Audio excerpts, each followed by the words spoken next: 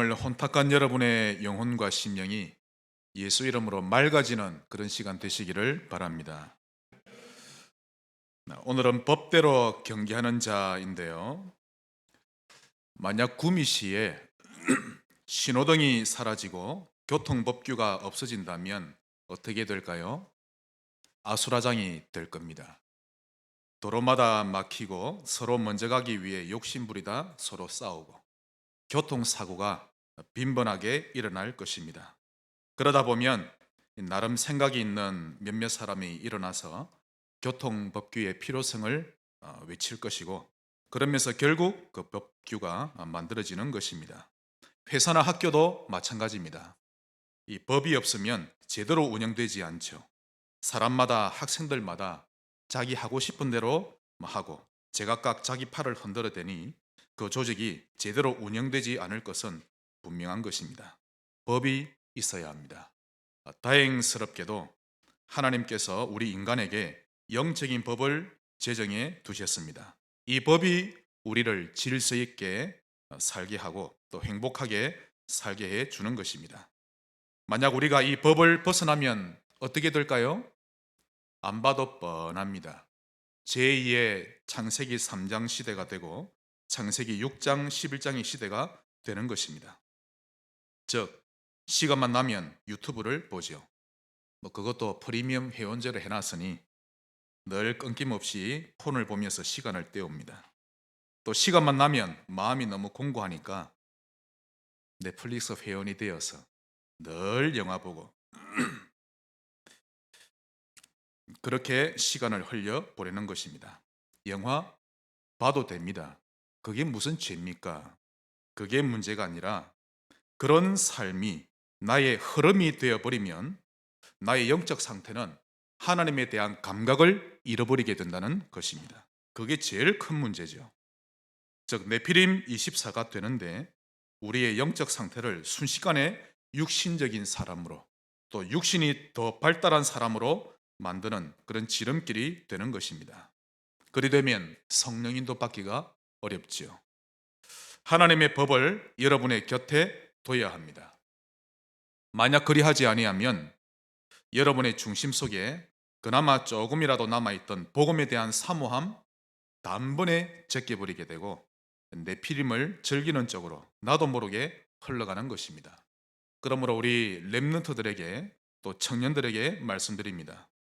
친구들과 한 번씩 게임을 할 수는 있지만 그것이 흐름이 되어버리면 곤란한 영적 상태가 됩니다.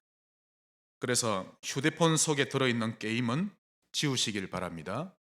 여러분의 영적 상태를 제가 사랑해서 드리는 말씀입니다. 예를 들면 폰 속에 있는 롤 게임이라든지 어른들은 모르실 겁니다. 또는 고스톱 게임 같은 것 오늘 다 지우시길 바랍니다. 만약 그리하지 아니하면 갈수록 말씀이 더 거북스러워질 것입니다. 예배를 건성으로 드리게 되고 아무리 강단에서 하나님의 외침을 들어도 가슴으로 받아들여지지가 않는 영적 상태가 되는 것입니다. 그게 제일 무서운 거죠. 게임이 하고 싶을 때는 한 번씩 PC방에 가서 하면 됩니다.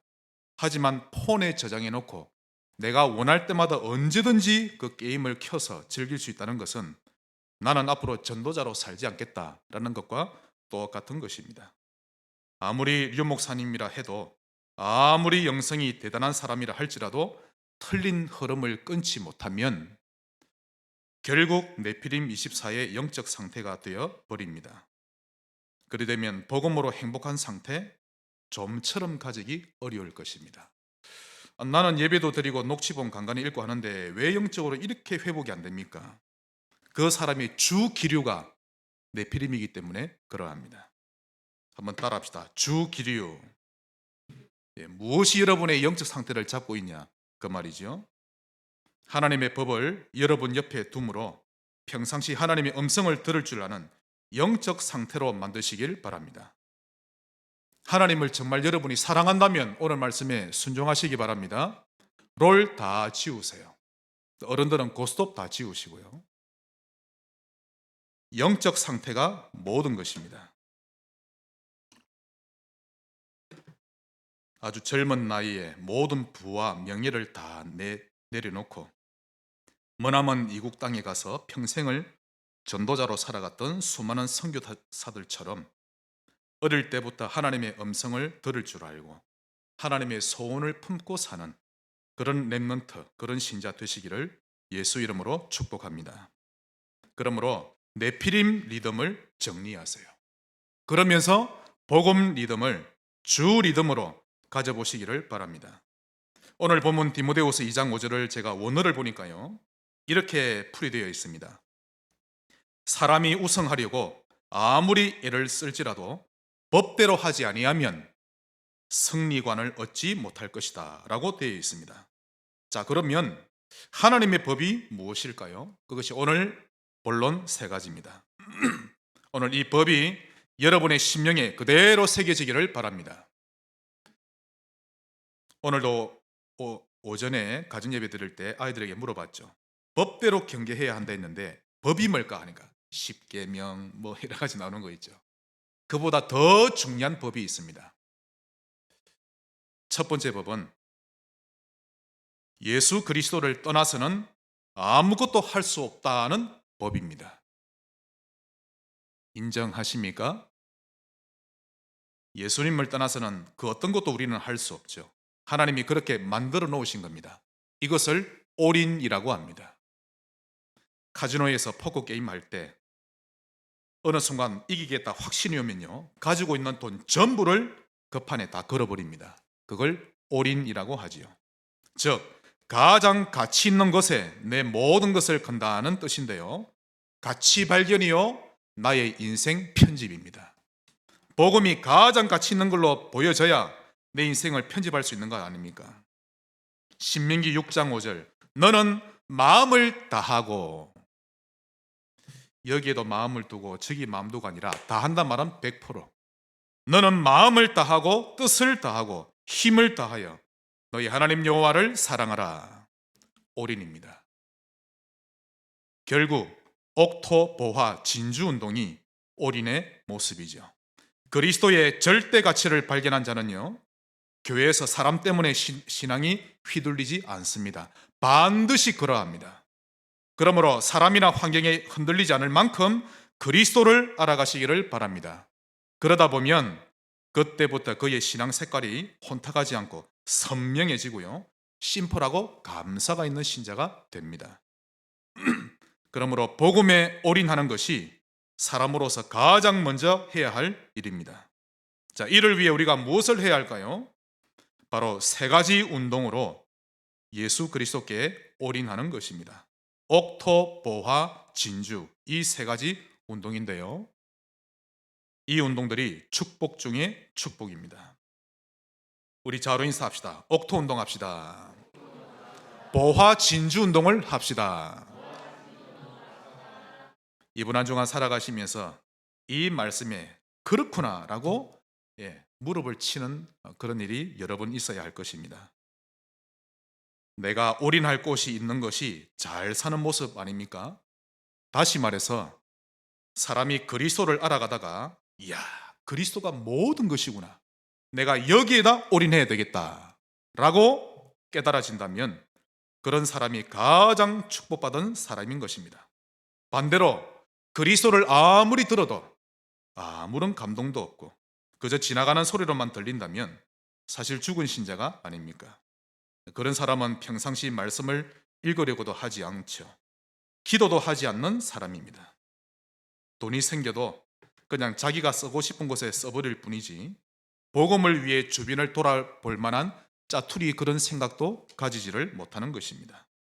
또 조금의 시간이라도 나면 자기가 즐기고 싶은 것을 하면서 시간을 다 보내버리지 기도 전혀 하지를 못합니다.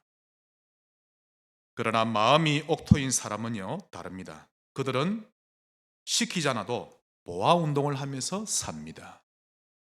보화를 발견했거든요. 적은 월급에 한 달을 빠듯하게 살면서도 조금씩이라도 돈을 저축해 놓습니다. 이유는 언젠가는 복음을 위해 쓰일 때가 있다고 믿기 때문에 그리하는 것이죠. 그리고는 진짜 그런 시간표가 왔을 때 그걸 하나님께 아낌없이 딱 드리는 겁니다. 참 저는 이런 신자들을 여러 봤는데요, 너무 귀하고 이쁘게 보입니다. 그런 신자는 맨 처음 저축하기를 시작할 때부터 하나님이 이미 그의 중심을 받으신 것입니다. 후손을 축복하시죠. 역시 복음을 사랑하는 사람은 돈이든 시간이든 쓰는 모습이 다릅니다.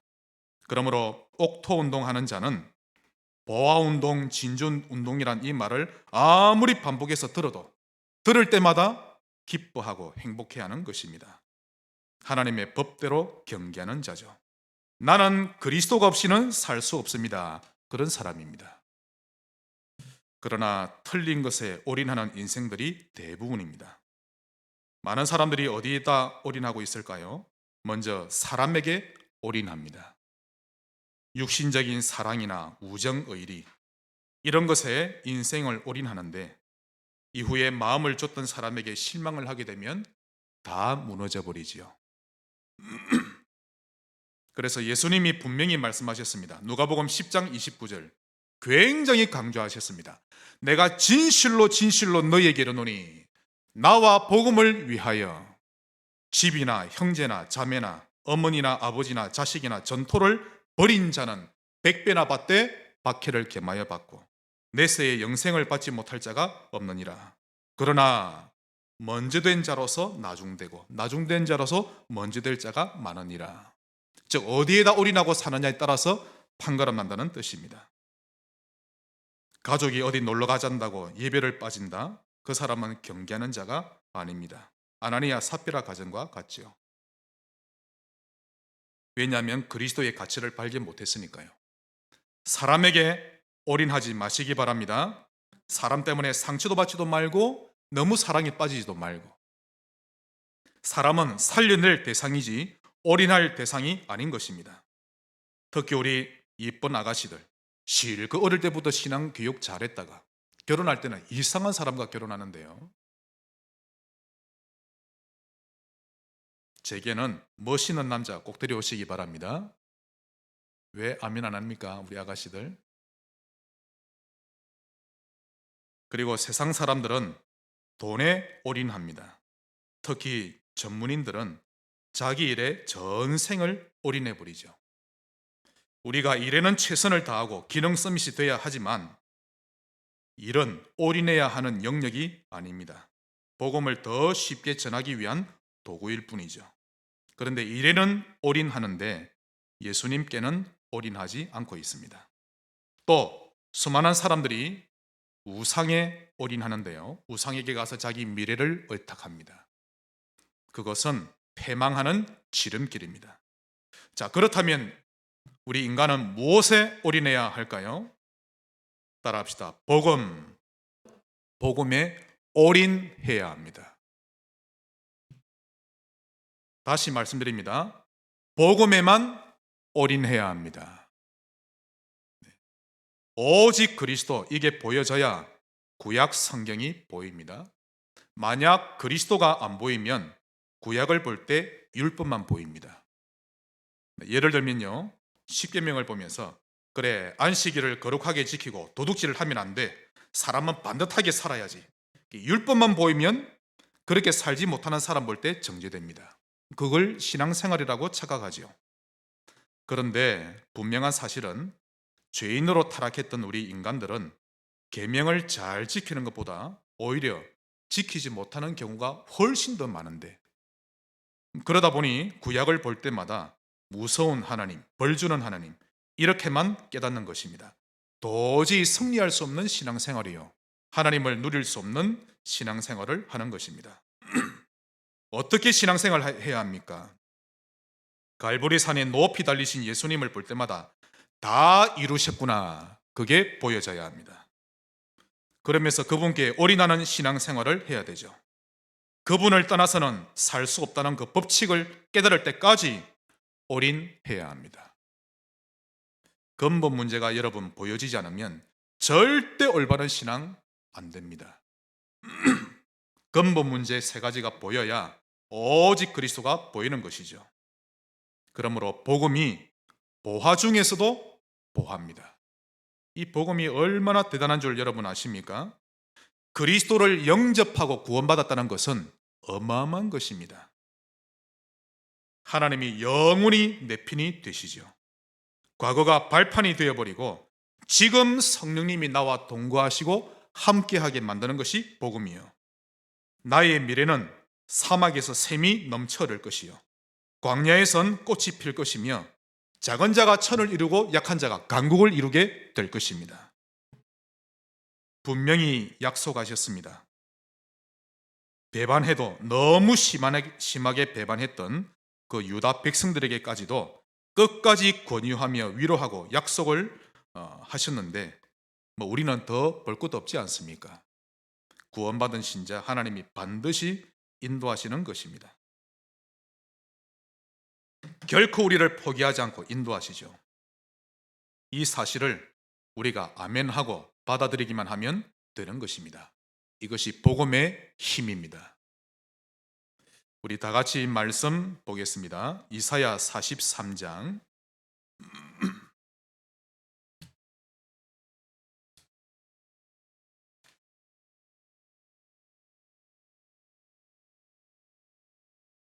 1, 2절 보겠습니다.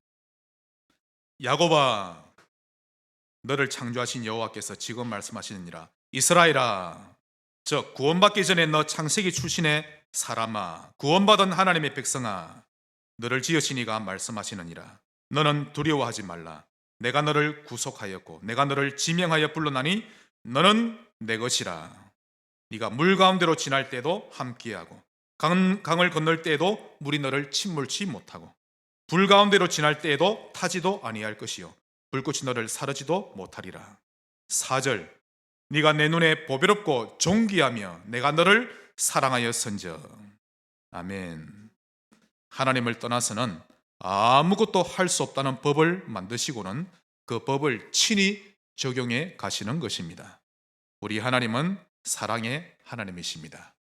이사야 60장입니다.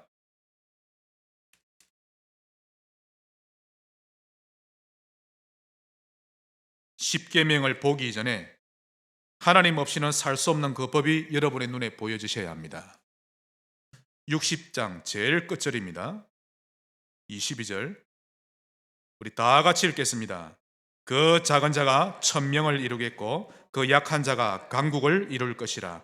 때가 되면 나 여호와가 속히 이루리라. 아멘. 이것이 우리의 미래입니다. 아무리 작아도 아무리 약해도 하나님이 때가 되면 천으로 강국으로 이루실 것입니다. 약속을, 언약을 믿으세요. 만일 하나님이 노아야 방주를 지어라, 내가 홍수를 일으켜 모든 육체를 천하에서 멸절하리라, 그때 노아가 설마라고 했다면 하나님이 그를 쓰지 못하시죠. 그리스도 예수 안에 있으면 새로운 피조물이라, 이전 것은 지나갔으니 보라 새 것이 되었도다. 그때 우리가 설마라고 하면 하나님의 자녀는 맞는데 죄인처럼 살게 됩니다. 하나님의 자녀가 되었다는 것은 모든 것에서 구원받았다는 뜻이요, 아무것도 문제되지 않는 존재가 되었다는 뜻입니다. 감사하시기를 바랍니다. 요한복음 15장 5절, 나는 포도나무요 너희는 가지니 너희가 내 안에 내가 그 안에 거하면 사람이 열매를 많이 맺나니 나를 떠나서는 너희가 아무것도 할 수 없습니다. 제1법칙입니다. 계명을 얼마나 잘 지키느냐 못 지키느냐 그게 우선이 되면 안 되고, 나는 하나님을 떠나서는 살 수 없습니다. 이게 먼저 돼야 하죠. 그러므로 우리는 성경을 읽지 않으면 안 되는 존재입니다. 기도하지 않고서는 정상적인 삶을 살아갈 수 없는 존재죠. 이 법칙을 잘 누리는 자가 결국 승리합니다. 자, 두 번째 법칙입니다. 사는 이유를 발견해야 사람답게 살 수 있는 법입니다. 한마디로 all out이죠. 그리스도께 올인했다면 사는 이유 쪽에 나의 모든 것을 투자하는 것입니다. all out. 즉, 만일 사람이 가장 가치 있는 것을 발견했다면 그는 자기가 가진 모든 것을 거기에다 all out 하는 것입니다. 나의 힘과 에너지를 어디에다 쏟아 부을 것인지 바로 그 말씀이죠. 한마디로 나의 인생 설계입니다. 구체적으로 예를 들겠습니다. 낚시 운동이요 그물 운동입니다. 목사님이 또 6가지 운동 또 이야기하구나. 그렇게 깨달으시는 분은 아직 하나님의 외침을, 그 가슴을 이해를 못하신 분입니다. 물고기를 건져 올리는 일에 올아웃 하자는 것입니다. 그런데 바닷가에 가서 물고기들아 이리 와 한다고 물고기가 오지 않죠. 막무가내로 그렇게 소리만 지를 것이 아니라 물고기가 모일 수밖에 없는 낚시 시스템, 그물 시스템을 설치해 놔야 하는 것입니다. 결국 나중에 저 집에만 가면 사람들이 살아나더라. 아니 저 사람만 만나면 아이들이 많이 회복되더라 라고 만약 소문이 난다면 사실 그걸로 완벽한 시스템이 되는 것입니다. 인생의 시간을 헛된 곳에 허비하지 마시기를 바랍니다. 방향을 정확하게 잡으시라는 겁니다. 특히 돈을 버는 진짜 이유가 무엇입니까? 그 방향이 설정되어 있느냐는 말이죠. 하나님이 여러분에게 집을 주셔야 하는 이유가 있습니까? 오늘 하나님의 질문이라 여기고 답을 하셔야 됩니다. 여러분에게 하나님이 건강을 주셔야 하는 이유, 우리 자녀들이 성공해야 하는 진짜 이유가, 즉 방향이 설정되어 있느냐는 말입니다. 올아웃해야만 행복한 인생이 됩니다. 이것이 하나님의 법입니다. 경계하는 자가 법대로 경계하지 않으면 승리자의 관을 얻지 못할 것이요. 여러분 성경 속의 모든 인생에 대한 해답이 다 들어 있습니다. 하나님 말씀에 귀를 기울이고 자세히 보시기 바랍니다.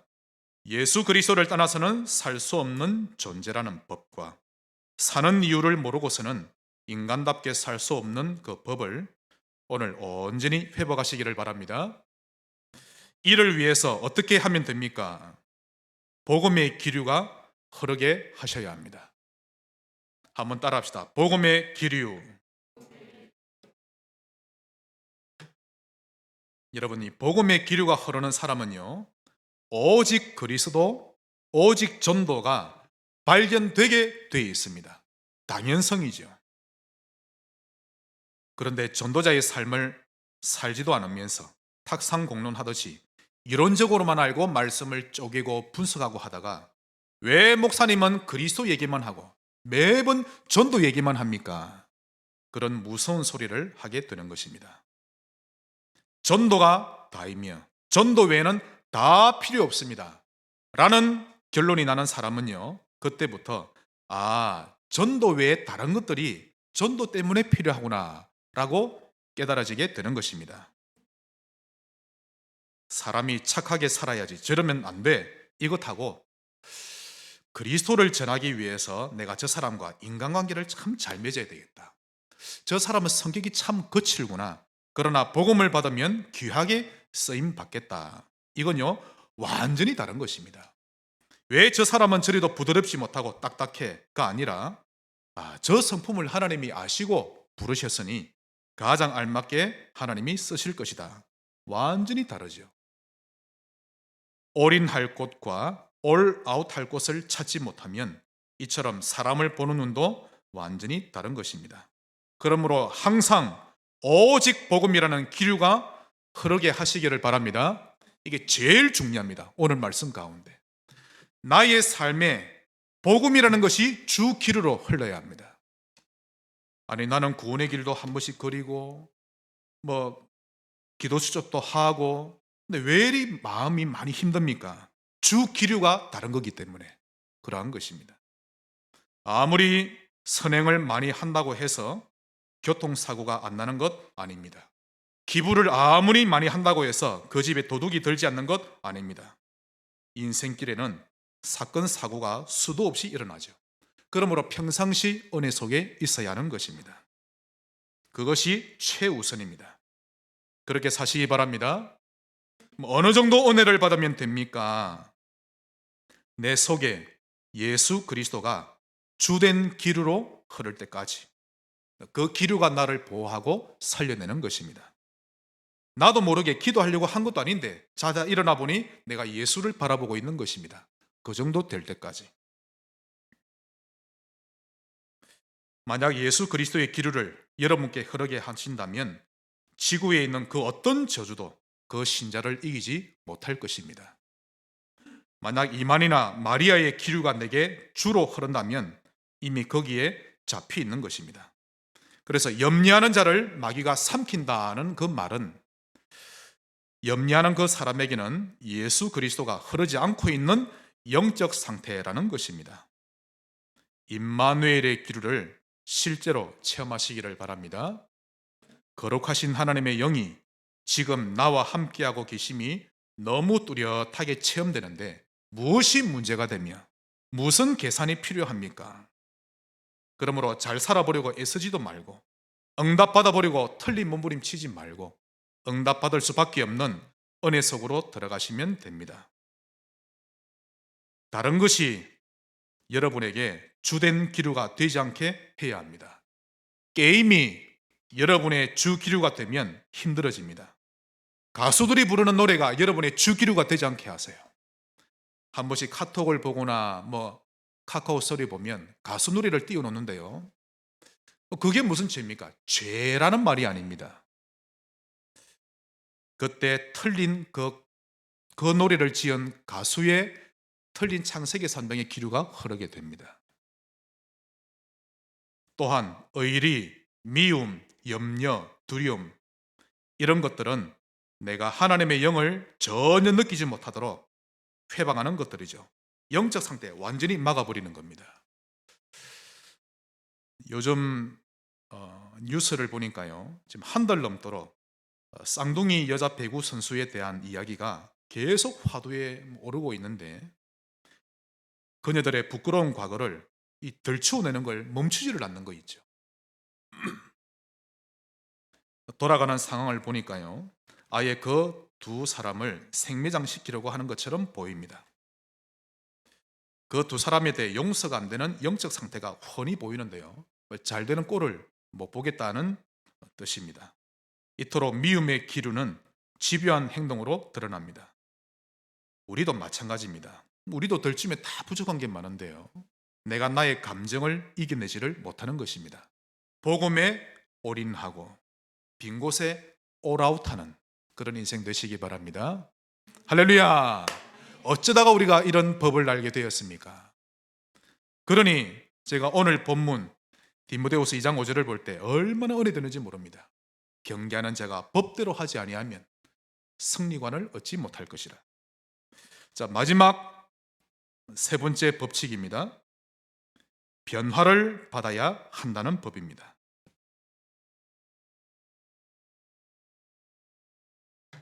한마디로 all change입니다. 예수 믿고 구원받은 사람은 옛 모습 그대로 살 것이 아니라 그의 다른 모든 부분에까지 치유되고 변화될 것인데 복음으로 완전히 바꾸어 버린다는 뜻입니다. 즉 복음을 누려가는 가운데 그 사람도, 내 주변의 사람도, 환경도, 분위기도, 흐름도 바뀌는데요, 서밋으로 바꾸어 놓는다는 뜻입니다. 이것이 하나님의 법이요 복음의 능력입니다. 예수 제대로 믿으면 사람은 변화되게 되어 있습니다. 그것이 누룩 운동입니다. 가루 형태를 구수한 냄새가 나는 반죽 형태로 완전히 바꾸어 버리죠. 이전에는 그렇게도 날카롭던 사람이 복음에 부풀려지더니 이제는 웬만한 일에는 크게 요동치 않고 구수한 향이 나는 사람이 되는 것입니다. 전에는 작은 말 한마디에 아주 쉽게 자존심 상하고 힘들어 하더니 이제는 감사하는 사람이 됩니다. 또 자신만 체인지 된 것이 아니라 자기 주변 사람들까지도 체인지 되게 하는 것입니다. all change입니다. 이것만 봐도 그가 복음을 얼마나 잘 누리고 있는지를 알 수 있죠. 변화가 있어야 합니다. 그리고 겨자씨 운동 또한 all change입니다. 나약한 자신의 모습을 보고 낙심하지 않고요, 오히려 그런 나의 약함에 대해 감사함으로 바뀌는 것입니다. 우리 말씀 한 군데 보겠습니다. 고린도후서 12장입니다.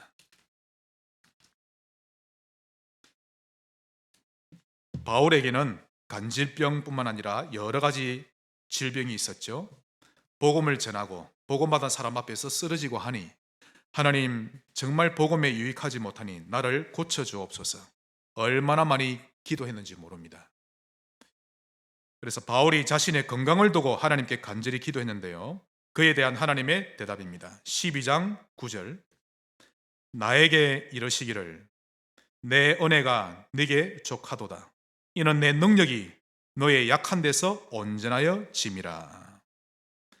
그러므로 도리어 크게 기뻐함으로 나의 여러 약한 것들에 대하여 자랑하리니 이는 그리스도의 능력이 내게 머물게 하려 함이라. 내가 약할수록 복음이 더 복음이 되는 것입니다. 결국 많은 사람들이 내게로 와서 쉼을 얻어가는 큰 나무가 되는 것입니다. 이렇게 될 줄 믿고 감사하시기를 바랍니다. 이런 사람은 정체성을 바로 가진 사람이죠. 고린도후서 6장을 보겠습니다. 6장 8절에서 10절입니다. 8절 후반 부분에 우리는 복음으로 사람을 속이는 자가 아니라 속이는 자 같으나 참되고 무명한 자 같으나 유명한 자요.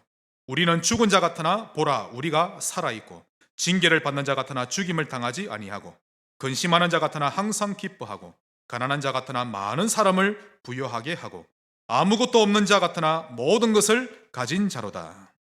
이전의 바울이 아닙니다. 완전히 체인지되어 버린 것입니다. 오늘부터 겨자씨 운동의 주역 되시기를 바랍니다. 그러므로 여러분의 깊은 곳까지 성령의 내주를 체험하시기 바랍니다. 하나님이 나와 정말 함께 하시구나. 나의 머리카락부터 발끝까지 나와 완전히 함께 하시구나. 임마누엘입니다. 제가 정치인들을 보니까요, 정치인들은 진짜 뼛속까지 정치적인데 죽을 때도 정치적입니다. 그들 중에 교회 다니는 정치인들이 있는데 그들이 신앙생활 하는 것도 정치인으로 살아남기 위한 도구로 활용할 뿐입니다. 즉 하나님을 믿는 것도 정치에 활용하기 위해 믿는 것이죠. 진짜 그렇게 되는 모양입니다. 정치인만 되면. 가족이나 친척들과의 관계도 정치에 유익한 도구로 활용하기만 합니다. 만약 정치인 중에 링컨이나 다윗처럼 뼛속 깊이 복음이 흐르는 정치인이 나온다면 하나님은 그에게 시대적인 응답을 주실 것입니다. 그런데 그런 사람이 거의 없죠. 복음이 주 기류로 흐르는 군인 필요합니다. 복음이 주 기류로 흐르는 교사, 공무원 필요합니다. 예전부터 우리 어른들이 그러시죠. 돈이 요물이라고. 이상하게도 돈이 많이 쌓이면 사람이 어깨가 올라가고 간땡이가 부어오르면서도 하나님이 없다고 착각하며 사는데요, 반대로 돈이 없고 쪼들리면 어깨가 축 늘어지고 그때부터 돈을 많이 버는 것을 자기 인생의 최고 목표인 것처럼 착각하며 살아갑니다. 오직 그리스도로 결론 내는 자가 많지 않습니다. 오직 하나님 나라의 일을 내가 사는 이유로 발견하는 자 찾아보기 어렵습니다. 우리 성지교회는 결론 나시기를 바랍니다. 돈과 명예를 얻기 위해서는 자존심도 다 갖다 바치는데 오직 성령으로 세례받는 것을 사모하는 자 거의 없습니다. 이런 것에 중심을 가진 자가 하나님의 법대로 경계하는 자요 남은 자입니다. 하나님이 엘리야에게 말씀하셨죠. 그러나 내가 7,000명을 남겨두리니 그들은 바알에게 무릎 꿇지 아니하고 바알에게 입 맞추지 아니한 순수한 자이니라. 하나님의 법대로 경계하는 자 되시기를 예수 이름으로 축원합니다. 말씀의 결론을 맺겠습니다. 그러므로 복음의 기류가 흐르는 사람이 되시기를 예수 이름으로 축복합니다. 드라마가 나의 주 기류가 되면 아마 정상적인 신앙생활 제대로 하기 어려울 겁니다. 제가 근래에는 순례자의 길이라는 책을 봤는데요. 유 목사님도 소개하셨죠? 그 책을 읽으면서 제가 얼마나 많이 지금 은혜 받고 바뀌었는지 모릅니다.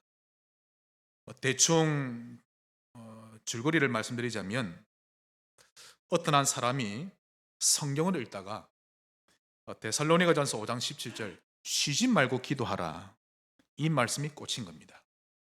아니, 문제가 올 때 기도하면 응답된다, 또는 정시 기도는 이렇게 하라, 기도하면 성령이 역사하고 어떤 일이 일어나고, 그런 설교는 많은데 쉬지 않고 기도한다? 어떻게 그게 가능할까? 거기에 대한 해답을 시원하게 말해줄 수 있는 스승을 찾아다니게 됩니다. 결국 그 스승을 만나게 되는데요, 그 스승이 제시하기를 예수 기도를 하게 했던 것입니다. 좀 더 쉽게 말씀드리면, 아침에 일어나서 또 밤에 자기 전에 낮에 또 틈이 나면 집중을 해서 예수님께 집중을 하라고 합니다. 주 예수 그리스도시여 나를 긍휼히 여겨 주옵소서. 즉 갈보리산에 달리신 예수님을 바라보란 뜻이죠. 이 똑같은 말을 수도 없이 외치라는 겁니다. 단 집중해서 주 예수 그리스도여 나를 긍휼히 여겨 주옵소서. 수도 없이 반복하게 했는데요, 그러다 보니 나중에 한 달, 두 달 지나고 나니 자신도 모르게 예수님을 내 영혼이 향하고 있고요, 내 영혼 속에 예수 그리스도의 기류가 끊임없이 흐르더라 합니다. 영적 상태가 완전히 바뀌어진 것이죠. 우리가 1차 합숙을 예전에는 4박 5일을 했는데요, 아침에 눈 뜰 때부터 밤에 잠들 때까지 그리스도만 듣습니다. 4박 5일쯤 되니까 정말 그리스도만 제게 흐르는 거 있죠. 그런데 그렇게 되기까지 그 순례자가 가장 먼저 했던 일이 그의 사모함이었습니다. 즉 창조주 하나님과의 끊임없는 그 기도가 되어지는 그 상태를 열렬히 사모했던 것이죠. 여러분, 부모님에 대한 걱정과 생각을 하거나 자식 걱정하는 것보다 예수 생각을 하는 것이 훨씬 더 낫습니다. 그럼 부모님에 대한 생각도 정리된다니까요. 잠들기 전에 구원의 길을 그리고 기도 수첩을 작성하면서도 속으로는 이거 얼른 끝내고 빨리 휴대폰 해야지. 그러다 보면 여러분의 영적 상태는 좀처럼 옥토되기 어려울 겁니다. 갈등하는 신자로 계속 사는 겁니다. 시간을 내어서 짧게 할지라도 하나님 앞에 집중하시기 바랍니다. 5분을 할지라도. 좀 예를 들어 드린다면, 어떤 물이 많은 곳에 호수를 한쪽을 꽂아둡니다. 그리고는 또 다른 한쪽에다가 입으로 아주 힘껏 서너 번을 빨아들이면요, 물이 한번 터져 놓으면 이제 빨아들이지 않아도 알아서 물이 콸콸콸 나옵니다. 자동 펌프기처럼 그렇게 나오죠. 즉 기류가 그러합니다. 틀린 기류든 바른 기류든 그런 기류를 몇 번을 허용하다 보면 그것이 나중에는 자동적으로 나의 내면에서 흘러가는 것입니다. 우리 젊은이들은 게임이 기류가 되지 않기를 바랍니다. 틀린 기류가 흐르게 되면 복음을 듣고 있으면서도 판단은 불신자와 똑같습니다. 말 한마디에 기분 나쁘고 상처되고 아프고 무시당하면 견디기 어렵죠. 틀린 기류를 흐르게 하면 내 입장만 보이고 시야가 좁아집니다. 사람이 점점 복음에 대한 사모함이 사라지고 육신은 더 쉽게 피곤해지고 아무 이유도 없이 더 쉽게 낙심이 되죠. 만사가 귀찮아집니다. 탈수 상태입니다. 그러나 나이 있는 모습 그대로 인정하고 임마누엘의 기류를 흐르게 하고 있으면 나도 모르게 기쁨이 흘러나오고 기도가 되어지고 감사하는 신자가 되어지죠.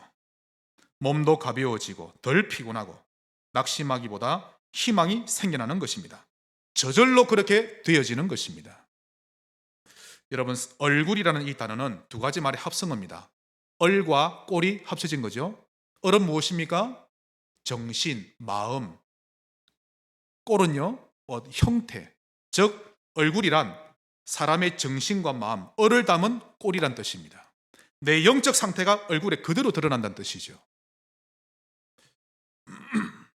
여러분의 영적 상태가 기쁨의 상태로 드러나기를 바랍니다. 말씀 맺습니다. 경계하는 자가, 즉 바울이 디모데를 향해 말씀합니다. 너는 병사다. 모든 신자는 병사다. 또한 모든 신자는 경계하는 자다. 우리는 인생 자체가 경계하는 일이요 싸움입니다. 태어난 순간부터 인간관계에 싸워야 되지요. 경제와도 싸워야 되죠. 내 영적 문제 때문에 또 힘들어해야 되죠.